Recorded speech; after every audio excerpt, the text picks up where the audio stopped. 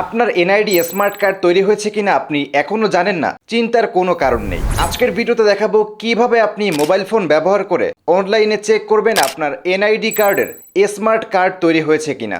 আমরা কিন্তু যারা স্মার্ট কার্ড পাইনি তারা কিন্তু এখনো সাধারণ কাগজে আমাদের আইডি কার্ড ছাপিয়ে তারপর লেমিনেটিং করে আমরা ব্যবহার করছি, এবং আমরা অনেকেই জানতে চাই আমাদের আইডি কার্ডের স্মার্ট কার্ড তৈরি হয়েছে কিনা। এটা চেক করা একদমই সহজ।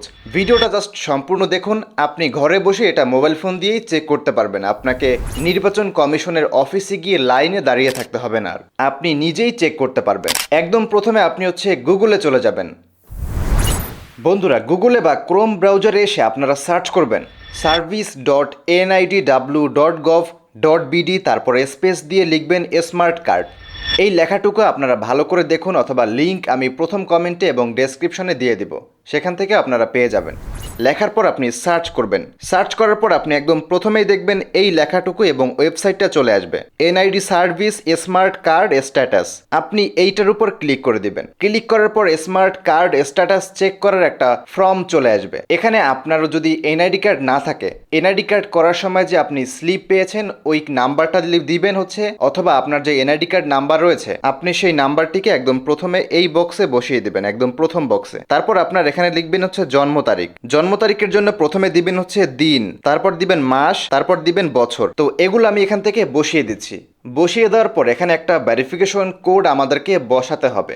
ভেরিফিকেশন কোড এই বক্সে কিছু লেখা রয়েছে, BPY4H। এই লেখাটুকু আমাদেরকে নিচে এই বক্সে লিখতে হবে। সো আমি এখান থেকে জাস্ট কোডটা বসিয়ে দিচ্ছি। কোড বসিয়ে দেওয়ার পর আমরা নিচ থেকে এই যে সাবমিট লেখা আছে এখানে ক্লিক করব।